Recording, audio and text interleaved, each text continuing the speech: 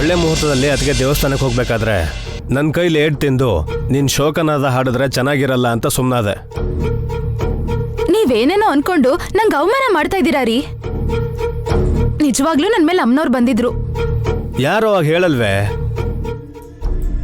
ದೇವ್ರು ನಾನು ದೇವ್ರು ಅಂತ ಹೇಳ್ಕೊಳ್ಳೋದಿಲ್ಲ. ಸರಿ ಬಿಡಿ, ನೀವ್ ಹೇಳಿದ್ರಲ್ಲ. ನಿಂತ್ಕೋ. ನೆಲ್ಲಿಕಾಯಿ ದೀಪನ ಯಾಕೆ ಕೆಳಗೆ ಬೀಳಿಸ್ಬೇಕು ಅನ್ಕೊಂಡೆ? ಅದೆಲ್ರಿ ಬಿತ್ತು, ಗಾಳಿಲೇ ಇತ್ತಲ್ಲ. ಬೀಳಿಸ್ಬೇಕು ಅಂತ ನೀನು ಯೋಚನೆ ಮಾಡಿದ್ಯಾ ಇಲ್ವಾ? ಇಲ್ಲ. ನೀನು ಹೊಡೆದ್ರೆ ಅಮ್ಮನವ್ರು ನಿಮ್ಗೆ ಶಾಪ ಕೊಡ್ತಾರಷ್ಟೇ. ಎಂತ ಶಾಪ ಸಿಗ್ಬೇಕು ಅಂತ ನಾನೇ ಬೇಡ್ಕೋತೀನಿ. ವರ ಬೇಡ್ಕೋತಾರೆ ಹೊರತು ಶಾಪನ ಯಾರು ಬೇಡ್ಕೊಳ್ಳಲ್ಲ. ನಾನು ಕೇಳ್ಕೊತೀನಿ, ನನ್ನ ಹೆಂಡತಿ ಮುತ್ತೈದೆಯಾಗೆ ಹೋಗ್ಬಿಡ್ಲಿ ಅಂತ. ಅಂದ್ರೆ ಏನು, ನಾನು ಬೇಗ ಕಣ್ಮುಚ್ಬೇಕು ಅಂತನಾ? ಹಾಗೆ ಬೇಡ ಅಂದ್ರೆ ನೀನ್ ವಿಧವೆ ಆಗ್ಲಿ ಅಂತ ಬೇಡ್ಕೋತೀನಿ. ಚಿಚಿ, ಕುಂಕುಮ ಇಲ್ದೆ ನಾನು ಚೆನ್ನಾಗಿ ಕಾಣೋದಿಲ್ಲ. ಮೇಕಪ್ ಮಾಡ್ಕೊಳ್ಳೋಕೆನೆ ಮುಖ ಇರೋದು ಅನ್ಕೊಂಡಿರೋ ನಿನ್ನಂತೋಳ ಮೈ ಮೇಲೆ ಯಾವ ಅಮ್ಮವ್ರು ಬರ್ತಾರೆ? ನೈನಿ ಅದಕ್ಕೆ ಆಸೆನ ಹಾಳು ಮಾಡಬೇಕು ಅಂತ ನಾಟಕ ಮಾಡ್ತಾ ದೀಪನ ಬೀಳ್ಸಕ್ ನೋಡಿದೆ. ಆದರೆ ನೀನೆಲ್ಲರೂ ಮುಂದೆ ಸುಳ್ಳು ಹೇಳಿದ್ಯಲ್ಲ, ಆ ಸಾವಿತ್ರಮ್ಮ ತಾಯಿನೇ ದೀಪ ಕೆಳಗೆ ಬೀಳ್ದೇನೆ ಗಾಳಿಲೇ ಇರೋ ಹಾಗೆ ಮಾಡಿದ್ರು ಅವರು.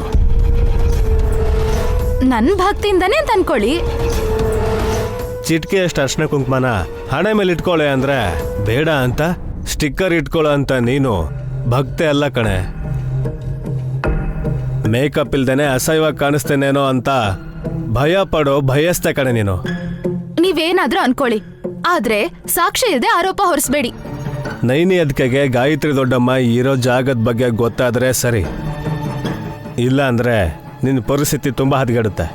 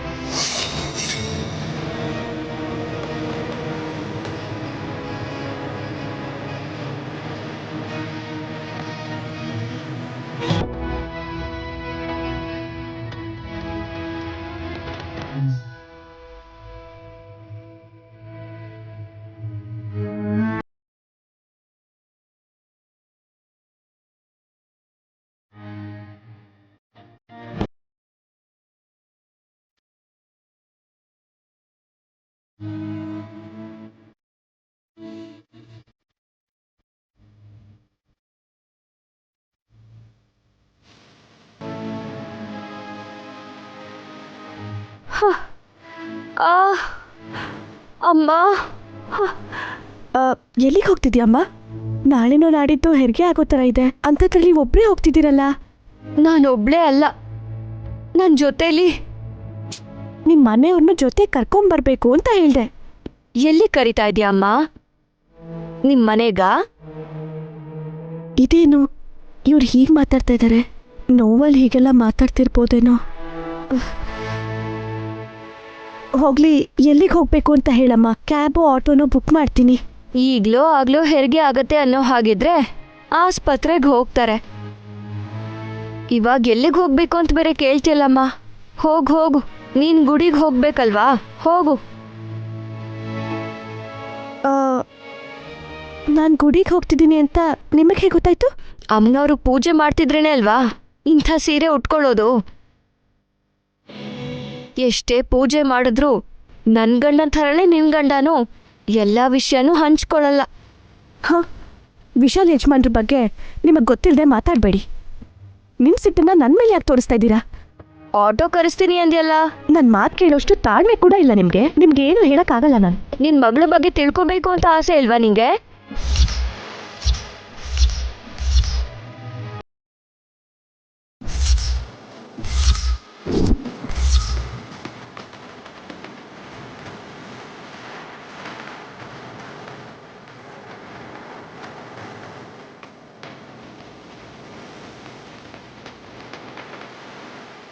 ಅಮ್ಮ, ಹೊಟ್ಟೆ ನೋವು ಜಾಸ್ತಿ ಆಗ್ತಾ ಇದೆ ತಾಯಿ. ನನ್ನ ದೊಡ್ಡ ಮಗಳ ಬಗ್ಗೆ ಅಮ್ಮ ನಿಮಗ್ ಗೊತ್ತಾ? ಅಮ್ಮ ಹೇಳಿಮ್ಮ, ಹೇಳಿ. ಮೊದಲು ನನಗೆ ಹೆರಿಗೆ ಆಗ್ಲಿ ಇರು, ಅದಾದ್ಮೇಲೆ ಹೇಳ್ತೀನಿ. ಅಮ್ಮ ಇಲ್ಲ, ಆ ಒಂದ್ ಗಾಡಿ ಕೂಡ ಕಾಣಿಸ್ತಿಲ್ವೇ? ಅಮ್ಮ ಅಮ್ಮ ಅಯ್ಯೋ, ಸ್ವಲ್ಪ ತಡ್ಕೊಳ್ಳಿಮ್ಮ. ಆ ಮರದ ಹತ್ರ ಕೂತ್ಕೊಳ್ಳೋಣ ಬನ್ನಿ. ನನ್ನಿಂದ ಆಗಲ್ಲಮ್ಮ, ಇಲ್ಲೇ ಹೆರಿಗೆ ಆಗಿ ಹೋಗುತ್ತೆ. ಅಮ್ಮ ಬಿಸಿಲು ಬೀಳ್ದಿರೋ ಹಾಗೆ ನೋಡ್ಕೋತೀಯೋ, 4 ಜನ ಕಾಣ್ದಿರೋ ಹಾಗೆ ಮಾಡ್ತೀಯೋ, ನಿನ್ನ ಇಷ್ಟ. ಅಮ್ಮ ಅಯ್ಯೋ ಅಮ್ಮ ಅಯ್ಯೋ ಅಮ್ಮ ಈಗ ಏನ್ ಮಾಡ್ಲಿ? ಅಮ್ಮ ಇಲ್ಲಿ ಹೇಗೆ ಹೆರಿಗೆ ಮಾಡ್ಲಿ?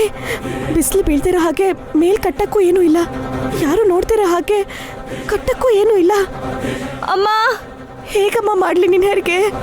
ನಿಮ್ಮತ್ತೆ ಸೀರೆ ಎಲ್ಲಿದೆಯೋ ಅದನ್ನ ತಗೊಂಡು ಬಂದು ಸುತ್ತ ಕಟ್ಟು. ಗಾಯತ್ರಿ ಅಮ್ಮವ್ರ ಸೀರೆನಾ? ಹೌದಮ್ಮ. ಹ, ನಿಮಗೆ ಹೇಗೆ ಗೊತ್ತು? ಅಮ್ಮ ಅಯ್ಯೋ ಅಯ್ಯೋ ಅಮ್ಮ.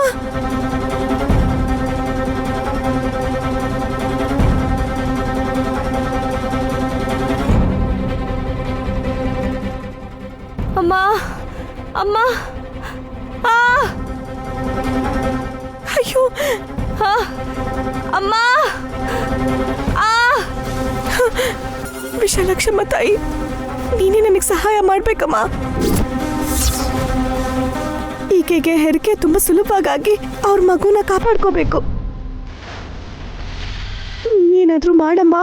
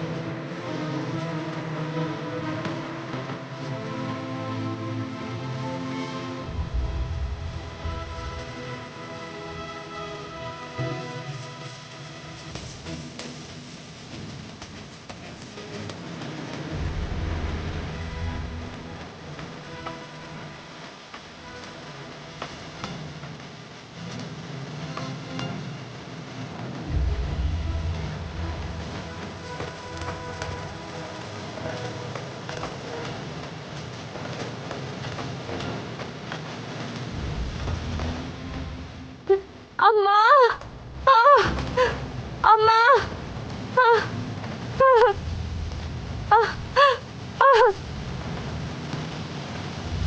ಅಮ್ಮ ಅಮ್ಮ ಅಮ್ಮ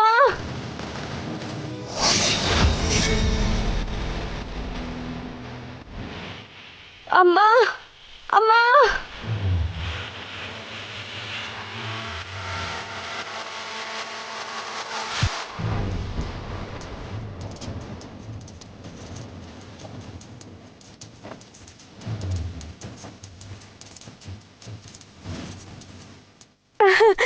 ಬಂದ್ಯ ನಾಗರಾಜ?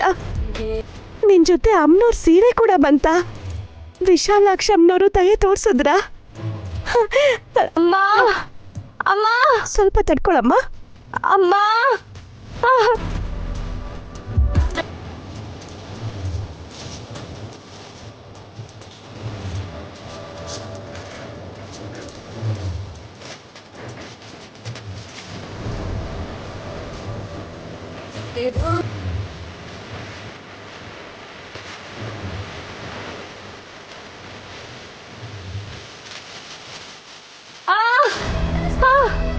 ಅಮ್ಮ ಸ್ವಲ್ಪ ತಡ್ಕೊಳಿಮ್ಮ. ಅಮ್ಮ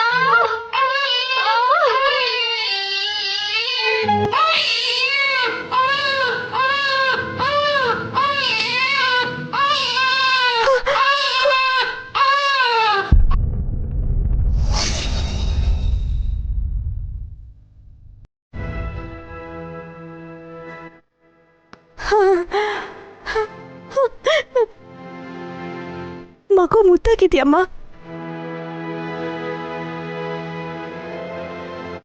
ಹೆಣ್ಮಗು ನೋಡಕ್ಕೆ ಎಷ್ಟು ಮುದ್ದಾಗಿದ್ದಾಳೆ ನೋಡಿ. ನಿನ್ ಮಗು ಬಗ್ಗೆ ತಿಳ್ಕೊಳ್ಳೋದಕ್ಕೆ ನೀನ್ ಗುಡಿಗೆ ಹೋಗ್ತಾ ಇದ್ದೆ.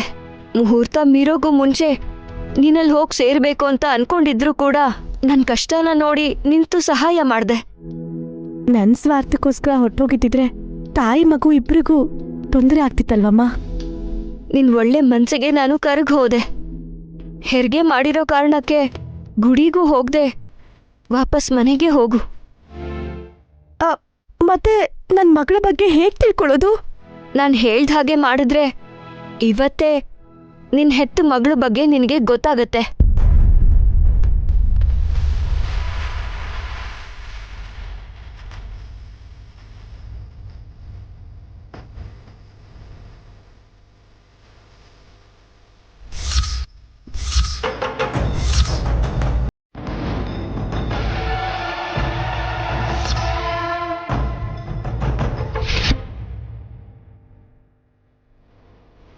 ಚಿಕ್ಕಪ್ಪ ಚಿಕ್ಕಪ್ಪ ಇಲ್ಲಿ ನೋಡಿ. ಅಯ್ಯಯ್ಯೋ ನೆಲಕಾಯಿ ದೀಪ ಎಲ್ಲ ಆರೋಗ್ಬಿಟ್ಟಿದೆಯಲ್ಲಮ್ಮ.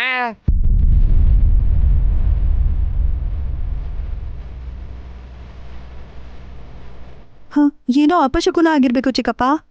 ಆ ಏ ಹುಷಾರ್ ಕಣೆ, ಇನ್ನು ಬಿಸಿ ಇದೆ ಅನ್ಸುತ್ತೆ. ಸೆರ್ಗ ಕಟ್ಕೊಂಡ್ರೆ ಸೀರೆ ಸುಟ್ಟೋಗುತ್ತೆ. ಕೈಯಲ್ಲಿ ಇಟ್ಕೊಂಡ್ರೇನೆ ಸುಡ್ತಿಲ್ಲ ಅಂದ್ರೆ ಸೆರಿಗೆ ಸುಡುತ್ತೆ. ಬ್ರೋ ಭಯದಿಂದ ಹಾಗೆ ಹೇಳಿರ್ಬೇಕು ಬಿಡಿ ಅದಕ್ಕೆ. ಸರಿ ಬಿಡು. ನೋಡಿದ್ಯಾ ವಿಶಾಲಾಕ್ಷಿ, ಗಾಳಿಲಿ ದೀಪ ಗಾಳಿಲೇ ಬೆರ್ತು ಹೋಯ್ತು. ಒಂದ್ ಕಡೆ ದೇಹ ಜೀವ ತುಂಬಿಕೊಂಡ್ರೆ ಇಲ್ಲಿ ದೀಪಗಳು ಆರೋಯ್ತು ಅಷ್ಟೇ. ಅಲ್ಲ ಏನ್ ಮಾತಾಡ್ತಿದ್ಯಾ ಅಂತ ನಿನ್ಗಾದ್ರೂ ಅರ್ಥ ಆಗ್ತಿದ್ಯಾ? ನಿನಗೆ ಅರ್ಥ ಆಗಲಿಲ್ಲ ಅಂತ ಡೈರೆಕ್ಟಾಗಿ ಹೇಳ್ಬೋದಲ್ಲ. ಅದಕ್ಕೆ ನಾನು ಈ ಮನೆಗೆ ಬರ್ತಿದ್ದಾಳೆ, ಬಾಲ್ಕನಿಯಿಂದ ನೋಡಿದೆ ನಾನು. ಹಂಗೆ ಗುಡಿಗೆ ಹೋಗಿ ಬಂದ್ಬಿಟ್ಲಾ? ಹೋಗ್ಲಿಲ್ಲ ಚಿಕ್ಕಪ್ಪ.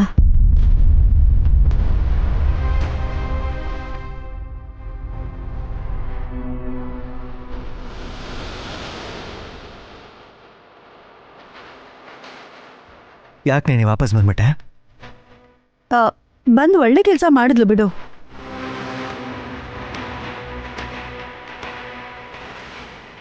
ಇದೇನಿದು? ನಿಮ್ಗೆ ಯಾರಿಗೂ ಗಾಯತ್ರಿ ದೊಡ್ಡಮ್ಮ ಎಲ್ಲಿದ್ದಾರೆ ಅಂತ ತಿಳ್ಕೊಳ್ಳೋದು ಬೇಕಾಗಿಲ್ವಾ?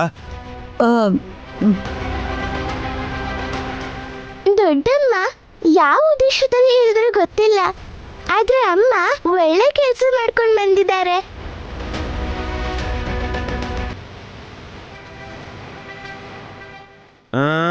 ಏನೋ ಅದು ಕೈಗಂತಿರು ರಕ್ತ ನೋಡಿದ್ರೆ ಗೊತ್ತಾಗುತ್ತಲ್ವಾ? ರಕ್ತನ?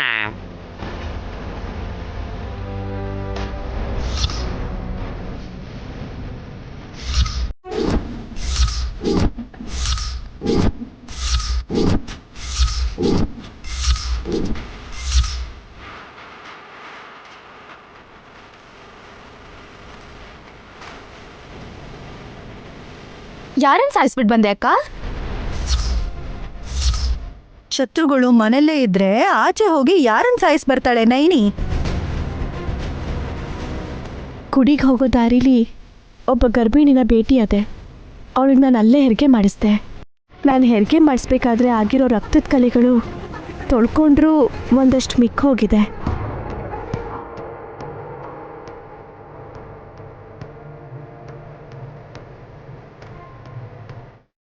ಮೈಲಿಗೆ ಆಯ್ತು, ಇನ್ನೇನ್ ದೇವಸ್ಥಾನಕ್ಕೆ ಹೋಗ್ತೀಯ ನೈನಿ? ಮಾಮ್, ನಾಯಿನಿ ಮೆಚ್ಕೊಳ್ಳುವಂಥ ಕೆಲಸ ಮಾಡಿದಾಳೆ. ಸುಮ್ಮನೆ ಮೈಲ್ಗೆ ಆಗಿದೆ ಅಂತ ಹೇಳ್ಬೇಡಿ.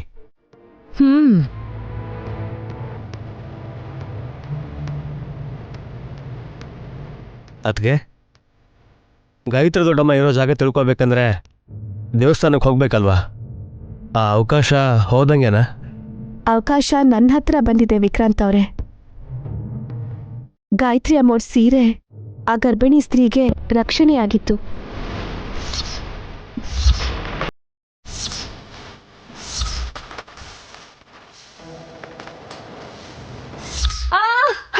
ಅಯ್ಯೋ ಅಮ್ಮ, ಅಮ್ಮ.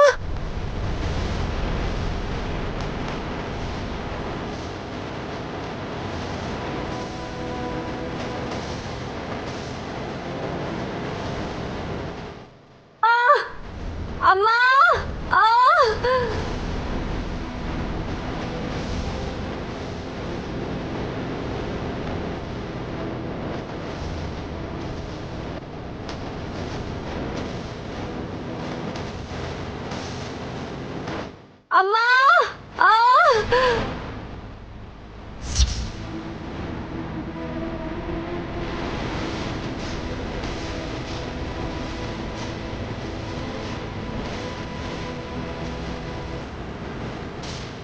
ಓ ಮೈ ಗಾಡ್, ಅವ್ರು ಯಾರೋ ಆದರೆ ದೈವಾಂಶ ಸಂಭೂತರ ಥರನೇ ಮಾತಾಡಿದ್ದಾರೆ ನೈನಿ. ಹೌದಕ್ಕ. ಅವ್ರನ್ನ ಕರ್ಕೊಂಡು ಬರ್ಬೇಕಿತ್ತಮ್ಮ. ಎಲ್ರನ್ನೂ ನಮ್ಮ ಮನೆಗೆ ಕರ್ಕೊಂಡ್ ಬಂದ್ರೆ ನಾವ್ ವರಾಂಡದಲ್ಲಿ ಸಂಸಾರ ಮಾಡ್ಬೇಕಷ್ಟೆ. ಸಂಸಾರ ಗಿಂಸಾರ ಅಂತ ನಿನ್ನ ಜೀವನದಲ್ಲಿ ಇಲ್ದೇ ಇರೋದ್ರ ಬಗ್ಗೆ ಮಾತಾಡ್ಬೇಡ. ಹೇಯ್, ನೀವು ಜಗಳ ಮಾಡಿಕೊಂಡು ನಿಮ್ಮ ಮರ್ಯಾದೆನ ನೀವೇ ಕಳ್ಕೊತಾ ಇದ್ದೀರಾ.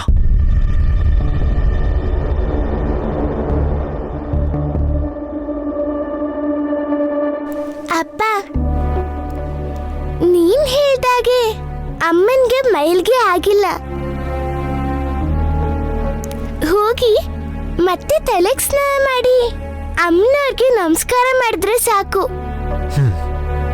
ಅವರು ಪೂಜೆ ಮಾಡಕ್ಕೂ ಹೇಳಿದ್ರು ವಿಶಾಲಾಕ್ಷಿ. ಮತ್ ಯಾಕೆ ಹೇಳಲಿಲ್ಲ ಅಮ್ಮ?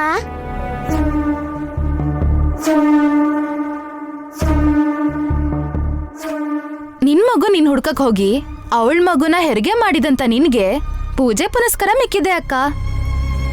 ಈ ಪೂಜೆ ಮಾಡಿದ್ರೆ ಗಾಯತ್ರಿ ಅಮ್ಮವ್ರು ಎಲ್ಲಿದ್ದಾರೆ ಅಂತ ಗೊತ್ತಾಗುತ್ತೆ ಸುಮನ.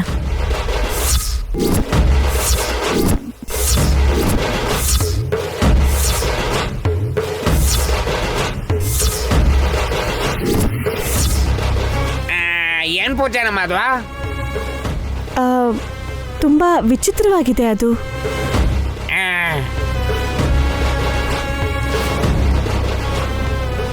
ಏನೋ ಅದು? ಅಮ್ಮನವ್ರಿಗೆ ತಲೆ ಇರಲ್ವಂತೆ, ಆದ್ರೆ ಜೀವ ಇರುತ್ತಂತೆ. ಆ ತಾಯಿಗೆ ಪೂಜೆ ಮಾಡು ಅಂದ್ರು.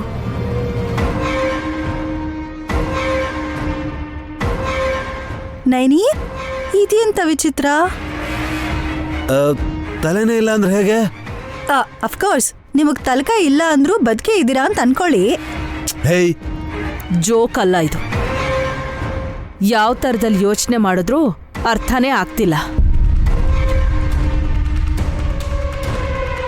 ಹೃದಯ ಇದ್ರೆ ಮನಸ್ಸು ಅನುಕೂಲವಾಗಿ ಬದಲಾಗುತ್ತೆ.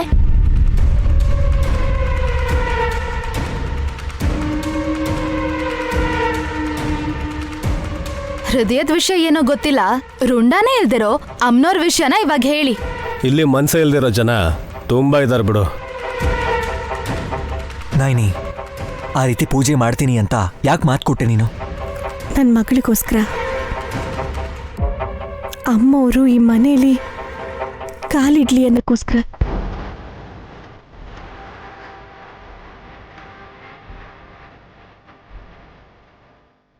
ನನ್ನ ಪ್ರಾಣ ಬೇಕಾದ್ರೂ ಕೊಡ್ತೀನಲ್ವ ಯಜಮಾನ್ರೆ, ಅಂಥದ್ರಲ್ಲಿ ಪೂಜೆ ಮಾಡಕ್ಕೆ ಯೋಚನೆ ಮಾಡ್ತೀನಾ?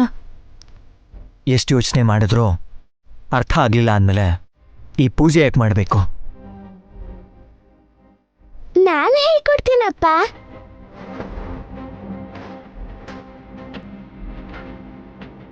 ಅಮ್ಮ, ಆ ಪೂಜೆ ವ್ಯವಸ್ಥೆನ ಹೇಗ್ ಮಾಡ್ತೀಯ ಅದನ್ನ ನೋಡು. ಬಾರಮ್ಮ. ಸರಿನಮ್ಮ.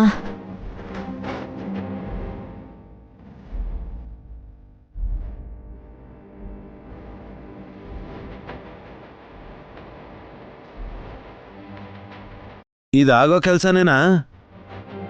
ಹೇಗ್ ಮಾಡ್ತಾರೋ ನೋಡೋಣ. ಅಕ್ಕ, ತಂಗಿಯವ್ವ ಇದ್ರೆ ಕೆಲಸ ಆಗತ್ತೆ.